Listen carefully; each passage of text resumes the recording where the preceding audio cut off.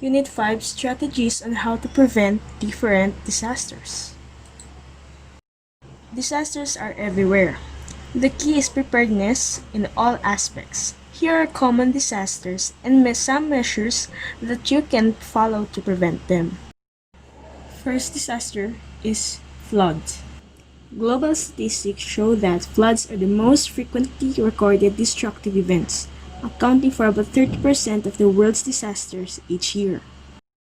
Floods may also accompany other natural disasters such as sea surges during hurricanes and tsunamis following earthquake. The frequency of floods is 40 increasing faster than any type of disaster. Much of this rise in incidents can be attributed to uncontrolled urbanization, deforestation, and more recently, the effect of El Nino. Before a flood, you should avoid building in a floodplain unless you elevate and reinforce your home. Elevate water heater and electric panel if susceptible to flooding. Install check valves in sewer traps to prevent floodwater from backing up into the drains of your home. You should construct barriers, beams, flood walls to stop floodwater from entering the building. Seal walls in basements with waterproofing compounds to avoid seepage. Learning swimming skill is also helpful.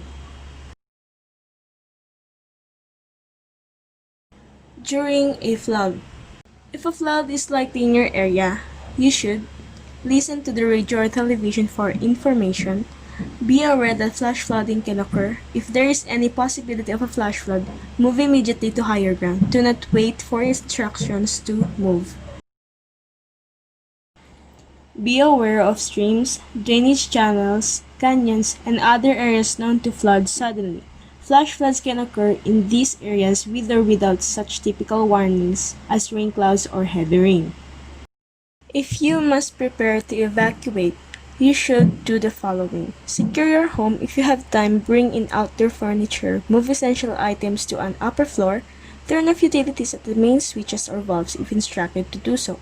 Disconnect electrical appliances. Do not touch electrical equipment if you are wet or standing in water. If you have to leave your home, remember these evacuation tips. Do not walk through moving water. 6 inches of moving water can make you fall. If you have to walk in water, walk where the water is not moving.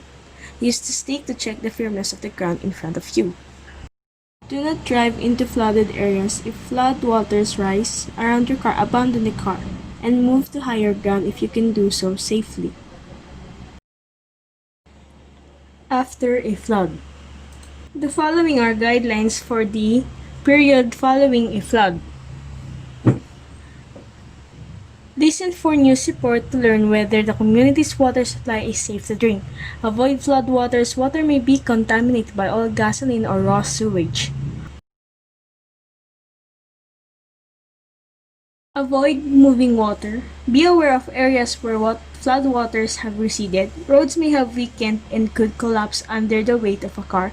Stay away from downed power lines and report them to the power authorities.